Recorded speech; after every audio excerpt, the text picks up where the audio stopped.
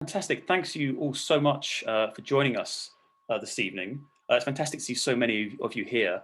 I was going to give a brief intro on housekeeping, but I think uh, you're already all muted, I believe, as part of this. So I don't think I need to ask anyone to go on mute. But please do feel free to have your videos on if you'd like. It's always great to see everyone's faces. So just to give an intro, so my name's Stuart. I'm a campaigner at the Climate Coalition. And we're here all today to talk basically about COP26, why it's so important, and how youth are basically leading the way. So we've got some great speakers who'll be joining us today. We've got from Mock COP, we've got Josh, Laura, and Chell who are going to be joining us, and they're going to be all talking about what they got up to last November and the amazing stuff they did around what they did as kind of a replacement for COP, the one that didn't happen last year. And then we're going to be also joined by Francis and Dominique from Climate Live. We're going to be talking about the awesome event that they've got coming up this year, and what's going to be happening around it. So also, just before we get started, just also say that this is an event that's part of Fairtrade Fortnight, and this fortnight has been going on the last week and a half, and it's all been about highlighting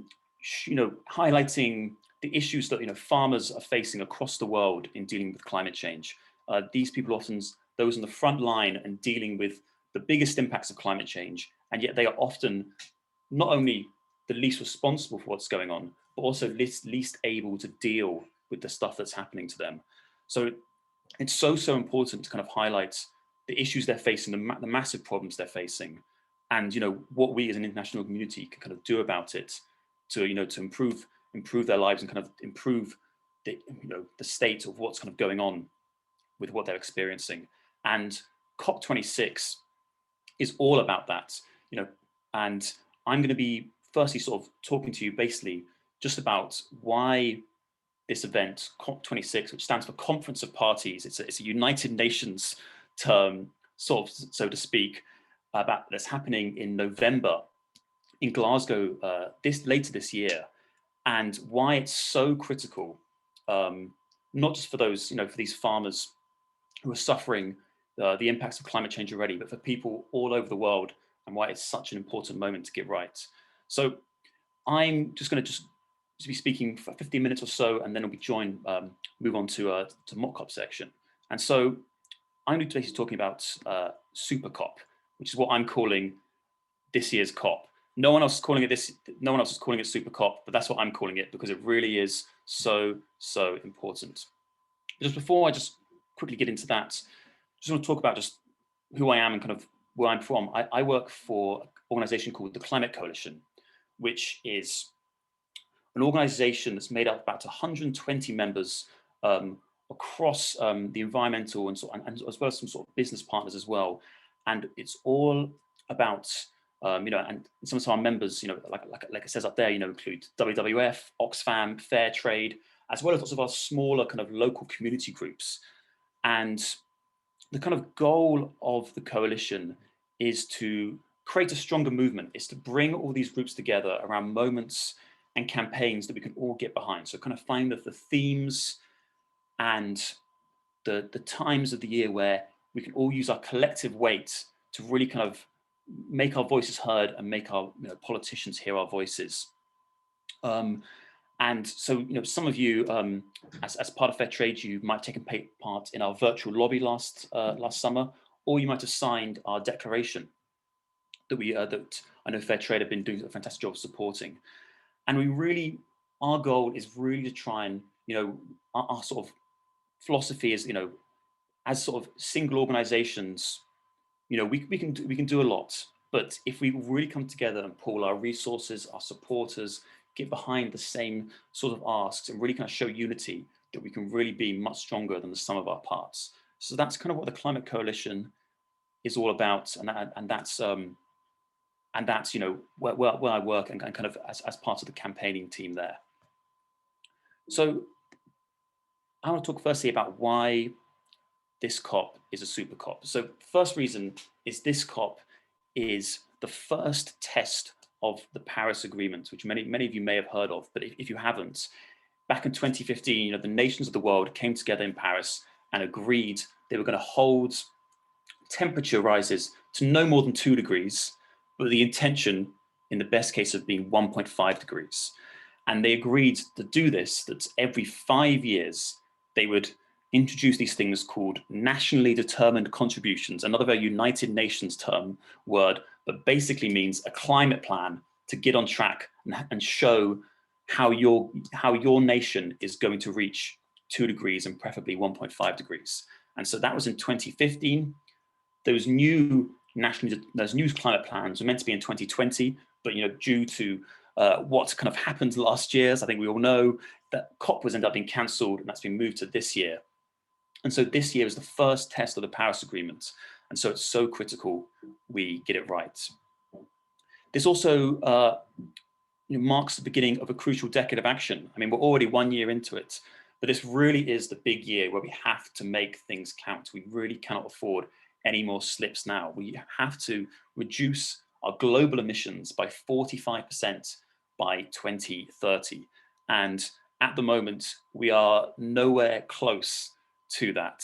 In fact, the plans that have come out so far from governments around the world suggest that we're going to cut emissions by 1% by 2030 and not 45% where we need to be. So we're so far off. So it's so critical that this summit in Glasgow at the end of this year, this COP26, goes well, because we've had 25 of these COPs already, and none of them have really achieved what they need to do. But this one can be different, and I'll be getting into why that's the case in just a moment. And like I say, we are so far behind from where we need to be. We really can't afford any more slip-ups. So why this is really, really a super COP. So due to the failure of previous negotiations in the past, such as after Paris, so there's been 5 COPs since then, and none of them have really achieved anything close to what needs to happen to kind of get things on track. And so many items have been rolled over from previous COPs and now on the docket for this year. So these include funding for loss and damage. So a really, really critical area, particularly for these farmers, that Fairtrade helps, because they're the ones who are dealing with damages of climate change, the storms, the droughts, the heat waves that are destroying their crops and wreaking havoc on their livelihoods. And it was agreed that this would be, as part of the Paris Agreement, that nations would step up and help these people. But so far, they have done, basically, to put it short, nothing of the sort. And so it's so critical that at this COP, we agree kind of the terms of how we're going to help these people. It was also agreed way back in 2009 that the nations of the world would give $100 billion to some of the developing countries to basically grow in a green and clean way. So to avoid the kind of fossil fuel pathways that other nations have gone in the past, but to give them money to invest in solar, in wind energy, to give them the funding to build the kind of green infrastructure they need to tackle climate change. And yet again, as with funding for loss and damage, nothing of the sort has happened so far. So it's so critical that that's also looked at. And finally, this was not mentioned in the Paris Agreement, but it's such a critical part of dealing with climate change, is how we bring in nature-based solutions to dealing with climate change, to dealing with the issue we're facing right now. And so far, those conversations haven't been happening at previous climate summits, and so they need to be part of this upcoming one. So there's so much happening, there's so much on the agenda for this COP, and if we could achieve and kind of get agreement on all these things, it would be such a huge breakthrough. It'd be so critical. But it really does leave expectations high because so much has been rolled over to deal with in Glasgow. But the reason that we should be hopeful, in the past, like I say, we've had 25 COPs and none of them have really been successful. But for the first time, it generally looks like there might actually be a chance of success at this COP because of kind of the global dynamics that have been evolving and happening in the last year, but even more than that in the last 6 months or so, or even 3 months. One of the most crucial of these, obviously, is COVID. Where to start with talking about COVID, but it has opened up new conversations, new themes, new narratives of kind of preparing for the future, of kind of thinking about how we deal with kind of the crisis that we're facing today, and has kind of provided a sort of chance to reset that really has kind of given kind of climate its own sort of bump in its own way. But perhaps even more critical than that is, for the first time in 4 years, we have a US president who believes in climate change. And even more than that, we have a US president who actually has, at least, you know, in what he said, has said that he's going to do some great things. Whether he actually deliver those things, well, we've got to start seeing some of those things happen soon. But the US in the past has been the biggest problem by far to tackling climate change. They have been saboteurs at summit after summit, you know, stopping nations agreeing on anything substantial. And so if we have a United States government that for the first time is getting behind these negotiations, it's the biggest tailwind we could have hoped for. And so for the first time ever, we have a US government that seems to want to play ball and actually step up and make itself counted. We also have China finally coming to the table. Even though, you know, about 3 or 4 months ago, they announced that they were going to go net zero by 2060, which is way, way, way too late, but is so much more than they've ever done before. The ambition is so much greater than it's ever had. And so it really kind of sets the table that they might actually be interested in potentially kind of negotiating as well. In the past, the US has basically been joined by China in both of them sort of collectively working together almost, even though they are definitely enemies, to ruin these climate summits. You know, Copenhagen 2009 was a classic example where China really did everything in its power to make sure that no agreements could happen, no matter what anyone wanted. But it finally seems that that China is ready to step up and actually make itself count and not kind of be the saboteur that it has been in the past. So really, really, really, really positive. And it suggests that for the first time, we've maybe actually reaching the kind of international consensus, the international action that we need to tackle climate change. So what does this all mean? In short, it means now is the time for ambition. Now is the time to think big, to think about the big things that we can achieve. It's not to think in small incremental steps about how we can kind of get on track in a slow way. It's for all of us to think about the big, massive things that can happen, because we finally have a chance of achieving them. So it really is now the time to kind of, all those wildest dreams we have about climate change, I think it's now is the time to dream them, because we really can, if we work hard enough and tackle this hard enough, then we can generally have a chance of achieving, maybe not all of them, but at least some of them. So what makes a successful COP? There are 3 critical ingredients for things to go well at this summit. The first is the kind of things that happen across this year of negotiations and things kind of basically in back rooms behind countries, the kind of alliances that emerge, you know, the conversations that happen between the US and China, because, you know, COP is in November, but the conversations around it are already very much starting now. In fact, they're already much been going on for months now. And so, you know, Joe Biden, you know, since he's took the presidency, has definitely made it a firm part of his presidency to have these conversations that I know are happening at, you know, top levels of government between the US and the UK, but also, you know, with other nations around the world as well. The second key ingredient is how well the negotiations actually go at COP itself. And so this is a 2-week affair. It starts on the 2nd of November, and it's a bit of a madhouse. It's a bit of a chaotic, crazy whirlwind of a couple of weeks where people are flying around convention centers. Everyone's trying to work out who to speak to. No one quite knows what's going on. It's a very hectic, crazy time. But out of that madness, you can finally get those last wriggles of negotiations out of the way. You can kind of iron out those problems. And often what you find is these meetings stretch on well into the night as people finally come to the table and finally at the last moment make the deals they've been holding out for all year. So it's such a critical part. And finally, and most importantly, the kind of ingredients that I believe are most successful for having a great COP this year is what we all do, particularly in the UK as the host of the COP, but around the world as well. And this is because, you know, we are the hosts of this COP, and so we have such a critical role to play. And so far, it's been very much a mixed bag of what the government has done. Boris Johnson has definitely been talking the talk around climate change. He's been saying lots of great things about building back better and a green industrial revolution. But at the same time, he's definitely not been walking the walk in terms of actually delivering the sort of things and actions that we need. The budget that he announced yesterday is a classic example of something that really extremely disappointing and does not set us up well for COP at all. And other things like potentially bringing in a coal mine in Cumbria is just it beggars belief.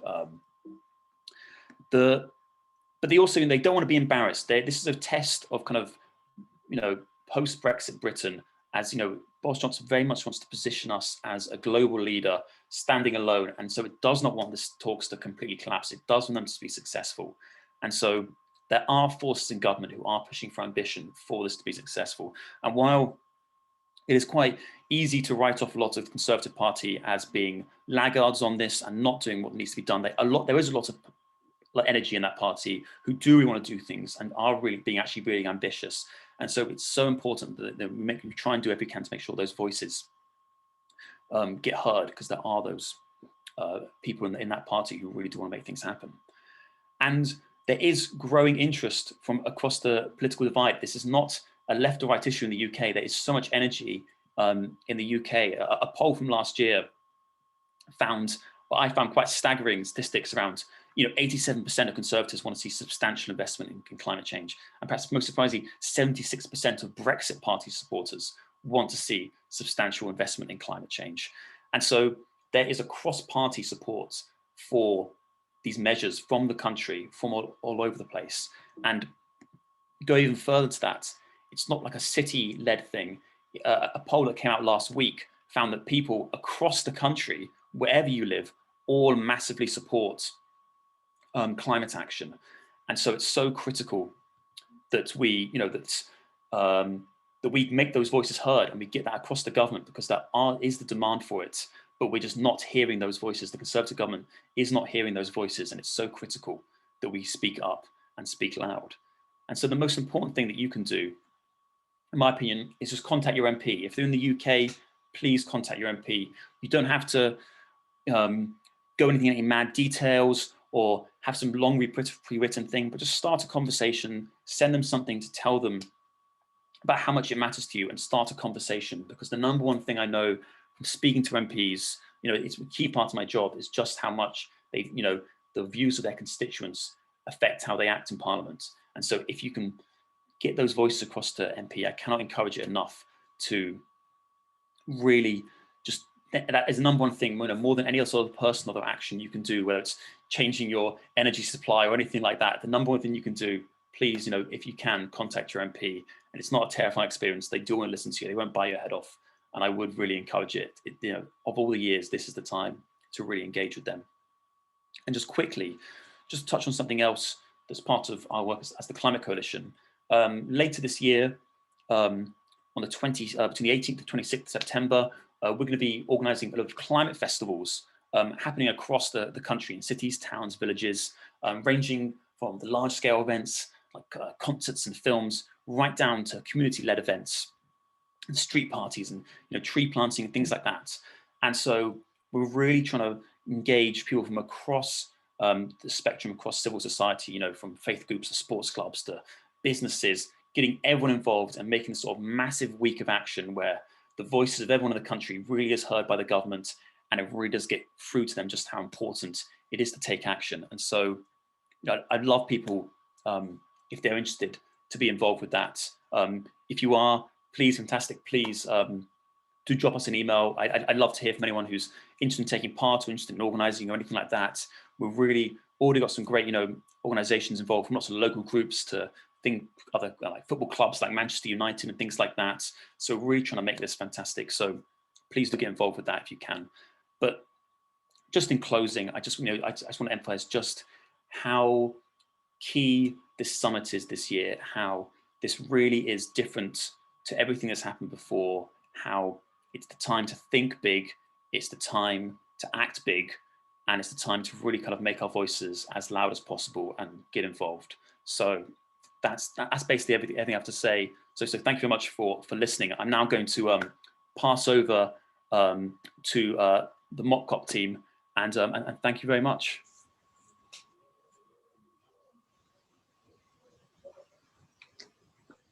So hello everyone, my name is Cherop and I'm super excited to be here and tell you all about Mock COP26. So let's jump right into it. Next slide, please. So here's our small yet very diverse team of campaign coordinators from all around the world, and together we are responsible for supporting the youth climate activists to run domestic campaigns in alignment with the Mock COP26 treaty that we will talk more about within this presentation. Next slide, please. So on behalf of the team, the three of us will be taking you through, and I would like to invite my colleagues Josh and Laura to introduce themselves too. Hello, I'm Josh. I'm really excited to be with you. I hope you enjoy what we've got to say. Okay, now I'm Laura. I'm from Colombia. I was a delegate in the first phase and now I'm campaign coordinator. And as I had mentioned earlier, my name is Cherop Soy and I'm from Kenya, and I was also a delegate at the first phase of the Mock COP. And now I'll leave it to Josh to give us an overview of what Mock COP is and how it started. So Mock COP was an event that happened in November and December 2020, at the same time that COP26 would have happened if it wasn't postponed. And it really started from a sense of frustration from lots of young people that COP had been postponed and these conversations wouldn't happen for another year. And so that was really the starting points of it, people thinking it's a shame it's been postponed, maybe we could do our own. And then that idea it grew. People seemed to really like and sort of resonate with the idea that young people could make their own table, make their own space, and have these high-level conversations about climate policy and illustrate that actually young people have ambition, have dreams, but also know how to put things into practice. And it really illustrated what young people would do if they were world leaders and if they were in charge. So as Josh said, to fill the void that occurred with the postponement of the COP26, the virtual Mock COP was held, and the event itself was very impactful, and the voices of the young people raised ambition for COP26. So the event ran from 19th of November to 1st December, and 330 delegates between the ages of 11 to 30 from over 140 countries came together to raise their ambition. 72% of them were from the global south, while 63 of them were female and non-binary. Next slide, please. So I was going to sort of talk a bit about our links to COP and how we differ. And I think how we differ is probably the most important aspect to Mock COP. We made a few changes, like making sure that there were so many representatives and delegates from the global south to really make sure that the conversation was around those who are on the front line of the climate crisis and those who are feeling the impacts the most, and who aren't often listened to at these sorts of international events. We really wanted the focus to be with those people like Laura and Sharop, who were both delegates, who I hope felt really listened to during Mock COP. And also, one of the other things we did was we actually moved the date. We pushed it back by almost 2 weeks to make sure it didn't coincide with Diwali. And it's these sorts of things that we were actually frustrated and slightly disappointed with the government for not thinking of in the first place, that they felt it okay to put an international event over such a religiously significant event that would potentially stop people from fully participating, or at least fully engaging with sections of the event. I think really the fact that our decision-making process wasn't slowed down by the least ambitious people. Everybody there wanted to be there. They all wanted to be pushing climate policy, and they all knew the urgency of it. And I think that's enabled us to have much more ambitious asks, much more ambitious treaty that we produced. And it was just a really fun experience. We mirrored COP in many ways, like the idea of having delegations. Young people who were their delegations spoke on behalf of their country, saying what their country faces, what their country is currently doing, and what they want to see their country do. So it mirrored lots of those processes and then had the votes and produced a statement. But like I said, some of those changes occurred, and actually it was more ambitious because it wasn't slowed down, and all of the young people involved were really ambitious. I think in general, young people are generally more ambitious when it comes to climate policy and climate change.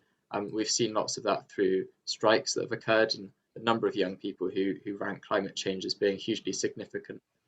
And of course, we've had links with COP26, with routine meetings with the Cabinet Office, to get our points across and to really engage with them and illustrate some of the frustrations and disappointments that we've had with their process to talk to them about how they might want to improve theirs.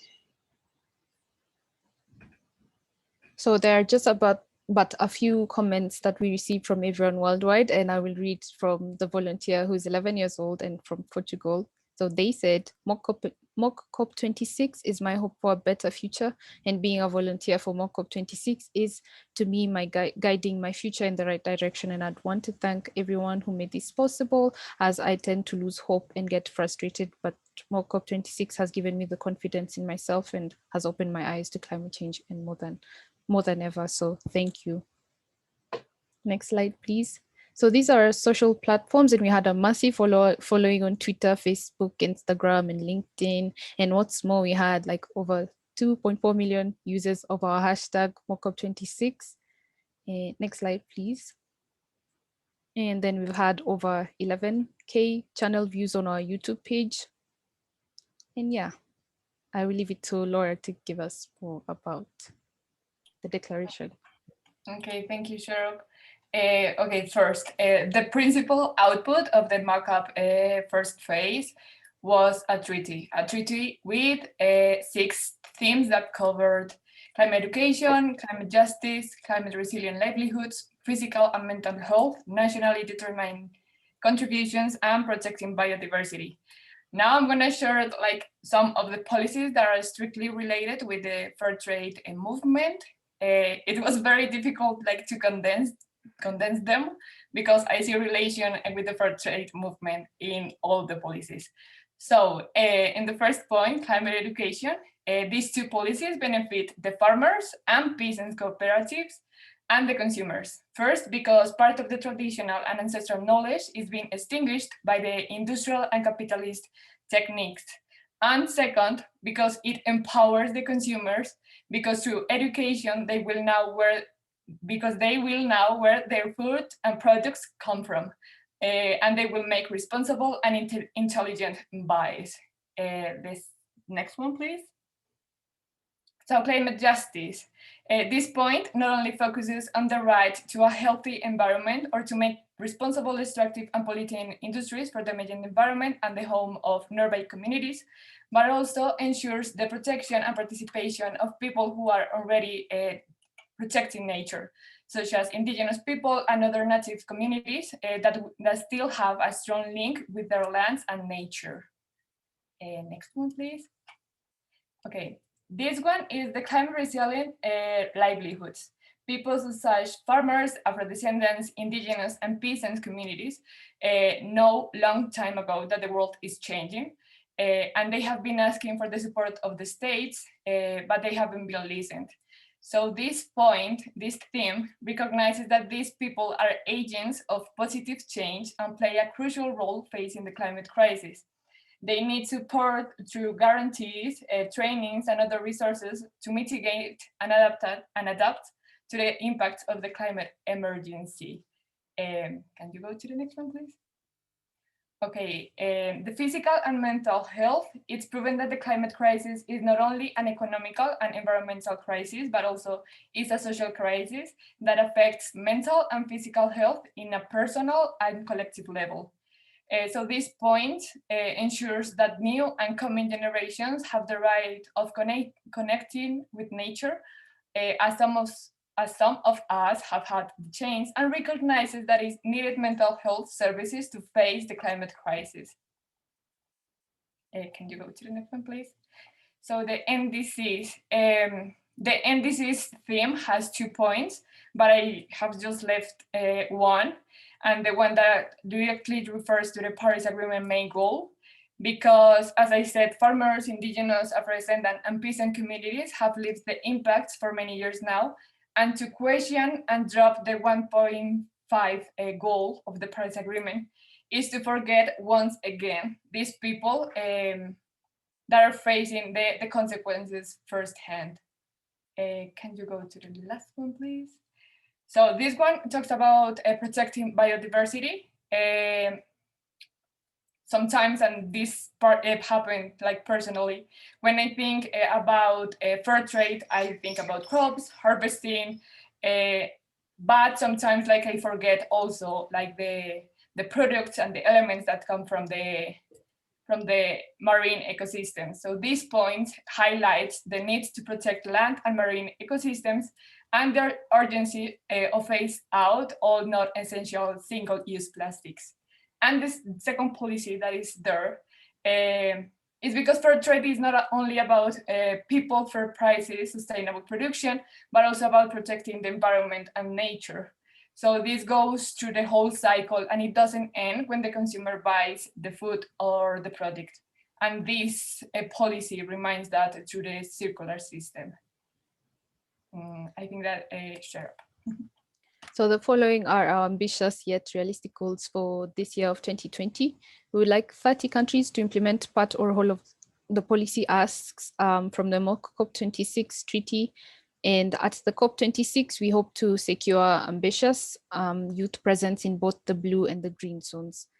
We also want to have strong commitments towards the theme of climate education, and we seek to expand our networks of individuals and organizations publicly supporting the policy. And on top of that, we'd like to build a network of climate activists who are actively engaging in the implementation of the treaty. Next slide, please. So we're going to sort of give our reflections on Mock COP, and we're all from slightly different areas. So in phase one, which was the running of the event, I was an event coordinator. So I worked with a team of 18 people to sort of organize the event, make sure it was inclusive, it really reflected what people were thinking, and to make sure that all of the logistics worked. And I got involved with it because I was fed up of being dismissed as a young person when I was talking to local leaders, the sense of being dismissed because people didn't think I knew what I was talking about, or that I needed to wait till I'd gone to university before they would take me seriously. And the idea that young people could just be dismissed by those in power, it frustrated me. And that was really what made me want to get involved with Mock COP, because for me it symbolized young people making a space for them to be heard, making their own table to sit at and have these conversations. So that was really why I wanted to get involved. And I really enjoyed it. There were so many people that were really wonderful that I've got to know through Mock COP. Everybody is so kind, and that's something that I've found across all climate activists. It's almost like one big friendship group because everybody's got so much in common. There's like a really good shared goal that people are aiming for. It's like you've already ticked that first box of having similar interests. So it's just such a friendly environment, and I've really enjoyed it. I'm really looking forward to phase two. That Sharp's just sort of identified and highlighted, where we're really sort of pushing for some of those goals and outcomes to come forward. Okay, and I want to share, like, as a delegate and a new member of the campaign coordination team, and it's like when I was applying to be a delegate from Colombia, one of the things that I remember the most is that, like in a part of the forum. In the forums said that the Global South people was the most important here in the event, and sometimes Global North people needed to take into account that they need to step aside to give the mic or the space to the Global South people. And that's like it was like kind of, because it was the first time that I saw that, like, in a Global North event. And working in this phase two, I've seen that the people have very clear these awful dynamics, and I think that actually, like, the treaty was like 70% Global South delegates, and I feel working like in the mock-up with delegates and with the other staff, like kind of dismantle the system from the inside, like breaking all these limits and barriers of Global South and Global North. To me, being a Mock COP delegate representing Kenya was such an honor. The stakes are higher for developing countries, especially in Africa, where we're the worst hit by climate change and the least prepared to combat its effects. So it was a bold statement to deliver the high-level statement that highlighted the progress my country has made so far with the mass shift towards green energy, and to also underline the concerns that I had for the plans to build a coal plant that would cancel out this progress. And as a young person from the Global South and from a marginalized group, I truly felt heard. And with that, I would like the 26 treaty implemented in my country, and I work to get that achieved as a campaign coordinator, especially in Africa. So thank you for your time, and I will pass this back to the organizers. And please follow us on our social media. These are our pages.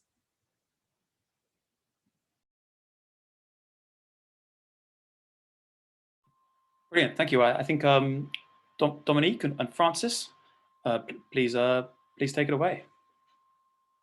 Hi, yeah, thank you so much for having us here. And it was really great to hear a bit more about Mock COP26. There's lots of crossover in terms of team members in Climate Live and Mock COP, which is part of the kind of family of the climate movement, is very evident. So yeah, I'm Francis. I'm from the UK and I started Climate Live. Dominique, do you want to do a quick intro? Hi everyone. Yeah, I'm Dominique. I'm a climate justice activist in England and I'm the launch coordinator for Climate Live and a UK representative alongside Francis. And we're just going to introduce a bit to you today about Climate Live and why it's so important and how it links up to mobilisation for COP26. Yeah, so Climate Live began, just a brief little intro, in spring 2019. I kind of thought I was involved in organising the youth climate strike since the first one over here, which was in February 2019, and thought, you know, these have been amazing and have engaged so many people, but at the same time, there's so many young people not being engaged. You know, at my school, you know, like 5 or so people went to the strikes, and, you know, adding that up, that adds up to a lot of people worldwide. But there's definitely lots of people we're not reaching, which is perhaps part of the reason that the necessary action is not being taken. So what we thought is we could harness the power of music to engage more people in the climate movement. And ultimately, our kind of end goal is to pressure action at COP26, because as Stuart was mentioning, it is such a key year, and it is like a super COP, you could call it, with the renewal of the Paris Agreement pledges and all the momentum of the climate movement coming up. So yeah, there's a little video which explains what we're doing with members from our team around the world. So I'm just going to play that. I'm also going to put the link to the YouTube video in the chat if it lags and anyone would prefer to just mute Zoom and look at that, be my guest. Yeah. Hello. Music has the power to unite people. It's the one universal language on the earth.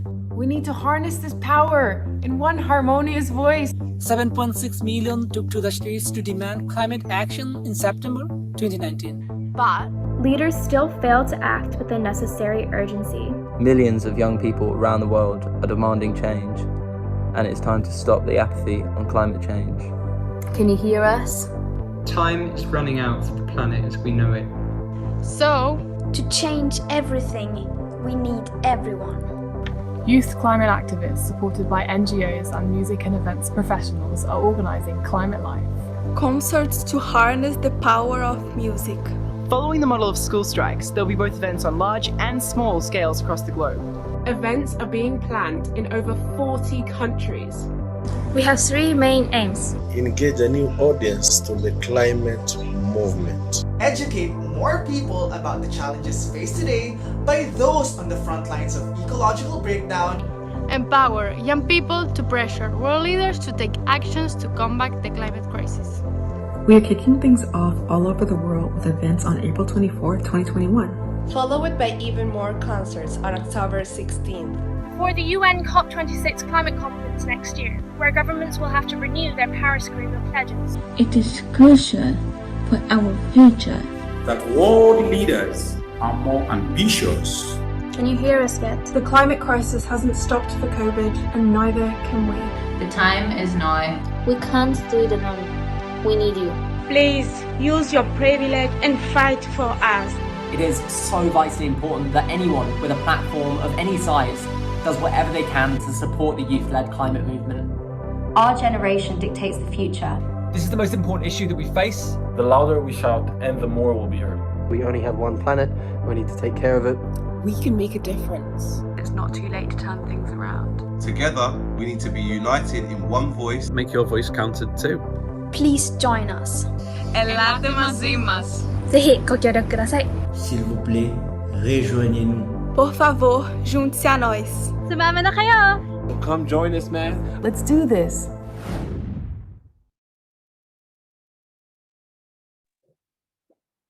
Yes, so that's our video, which is an overview of what Climate Live is aiming to do. And so one of our aims that was mentioned in the video is to educate people on the experiences faced by those on the front lines of the crisis.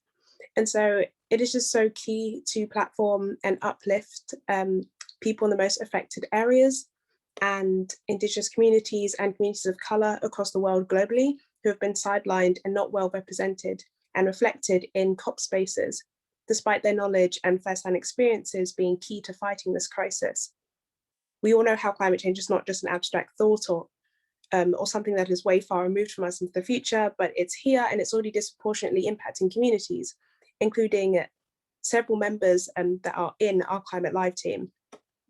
And with the last COP that I attended, I noticed that communities were sidelined and environmental protectors on the front lines were not given as much time or well represented in these spaces as other countries were, or even fossil fuel kind of companies that were also being platformed at the time. And so we think this is a massive issue and it needs to change.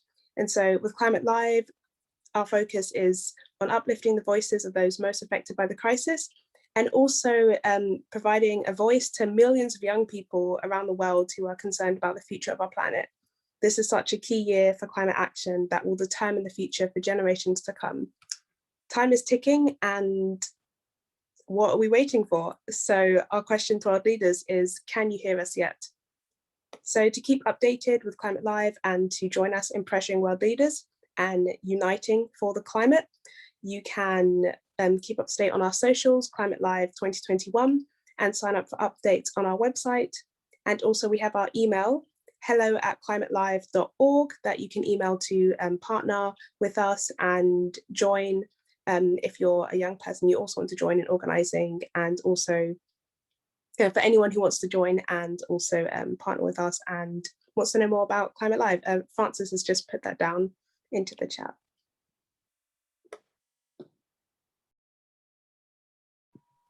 Brilliant. Thank you very much, Dominique, and thank you very much, Francis. So I think there, I heard from some fantastic people who are doing some amazing stuff with Mock COP, and then also about the really exciting things that are going on with Climate Live. So I think, just two really great examples of some of the amazing kind of stuff that's happening this year, and I think that makes this COP so unique, just how much action is happening, and also kind of just shows, the ambition that there really is out there to make this as successful as possible. So we're just going to take a few questions, and there was one that came early on from Miles, who asked, to what extent do you think the youth are affecting the politics surrounding climate change around the world? And how will this affect COP and how climate change politics is approached in the future? So I don't know, maybe to start with someone from Mock COP to start with that. I don't know, Josh, if you maybe want to start with that. Thank you. I think that's a really wonderful question. I wouldn't really say I was particularly well placed to answer it. I don't know what politicians think. Sometimes they end up giving an impression that they're listening, and in reality they really don't care. But I think that, so in the UK, for example, we had a general election, and in that last general election, every major party had climate policy in their manifesto. It varied how ambitious it was. Some didn't have much ambition, some had a lot. But every single major party did have climate policy mentioned in that manifesto, and I can't remember a time that has happened. And youth action has been a thing that has been really magnified and has really increased in pressure in the past few years. So there could be a link there. That's I guess what my answer would be. Thanks so much, Josh. And maybe the same question to Francis.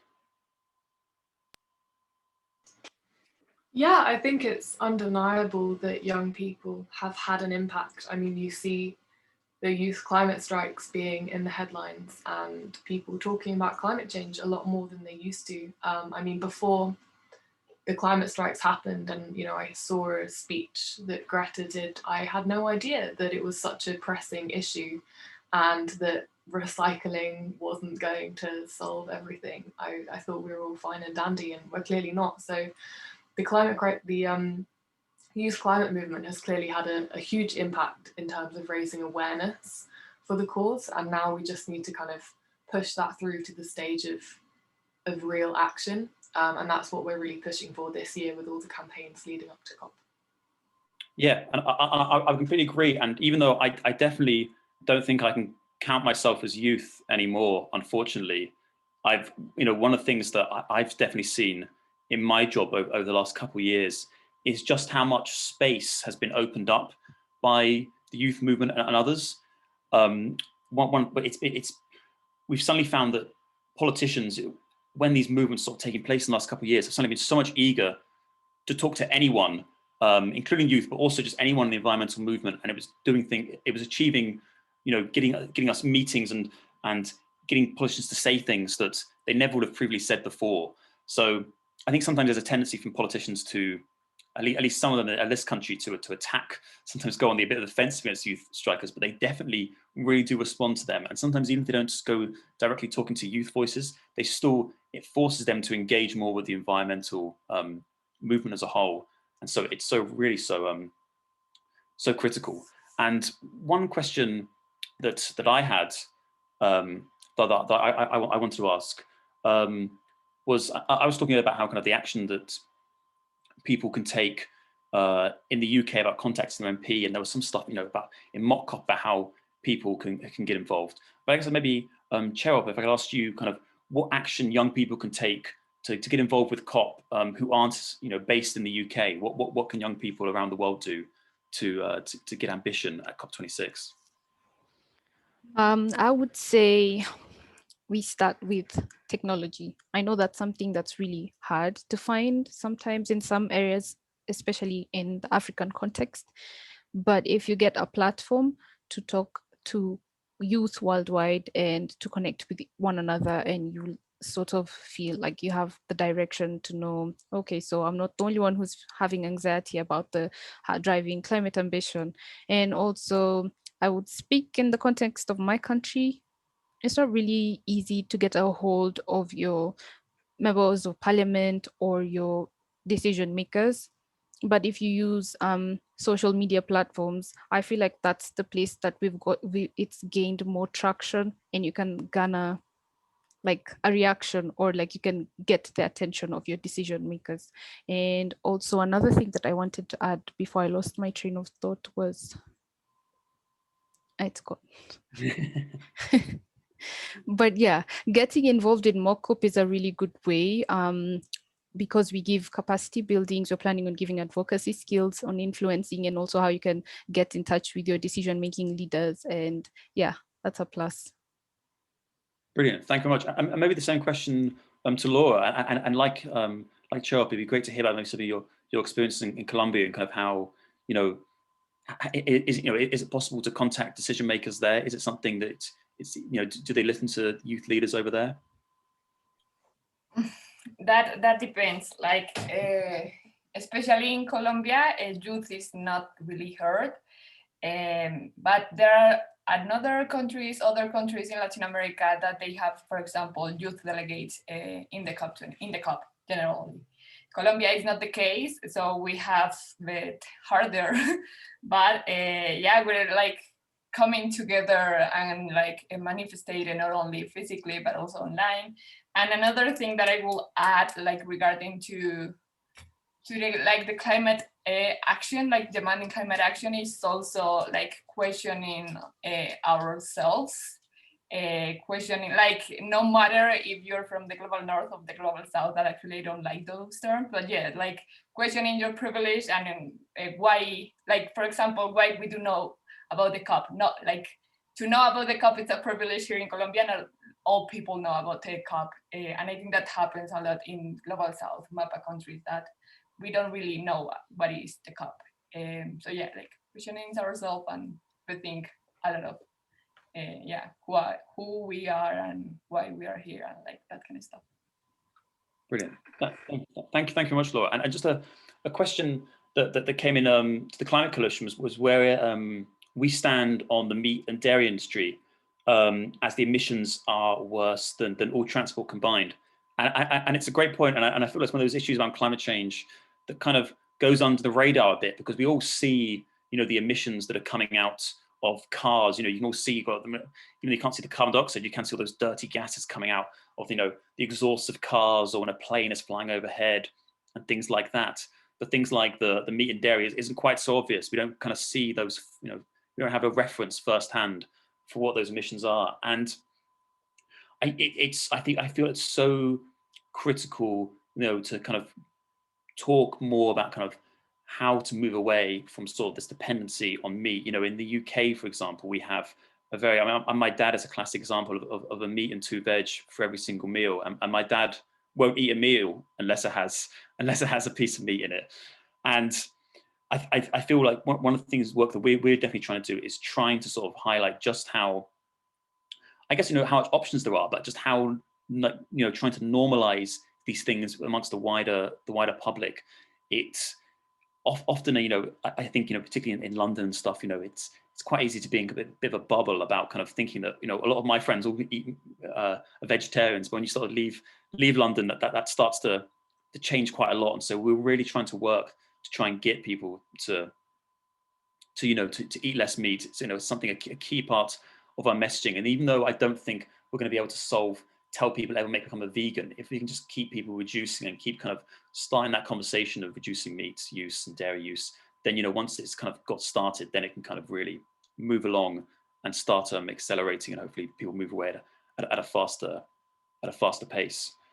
So I hope that somewhat answers your questions. And there's one question that I just wanted to quickly ask to either Francis or Dominique, was just kind of what the inspiration was for Climate Live. I mean, obviously there's been big examples of musical events in the past around poverty and things like that. So was that kind of an inspiration? And I guess kind of how, what you're bringing you and what you're kind of doing differently to those events that are past that kind of sets yours apart?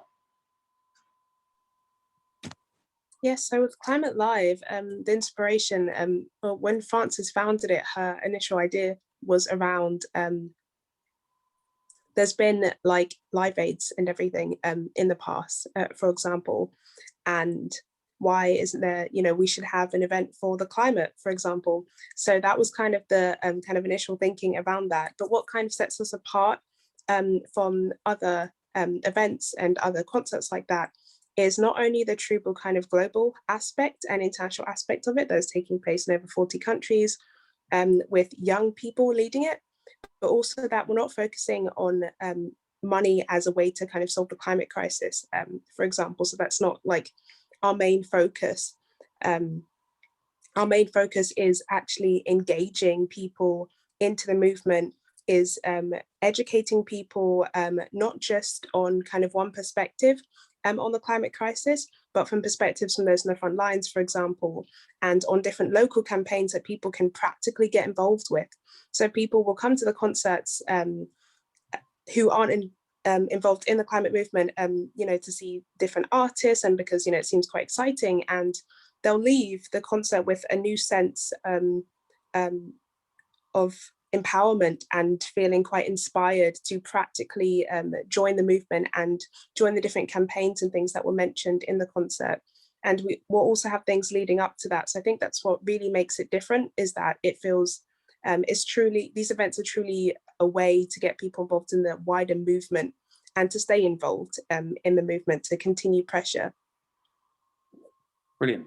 Thank you very much, Dominique, for that answer. So I just wanted to say in closing, just to say thank you so much for everyone for coming today. Really is appreciated, and a huge thanks to Josh, Laura, Cherup, and Dominique and Francis. It's been really amazing to hear from you. You guys are doing such fantastic work this year, and I've really I think just kind of emphasize just how much the youth are just pushing the ambition, pushing the boundaries that needs to be this year, because this year is all about ambition.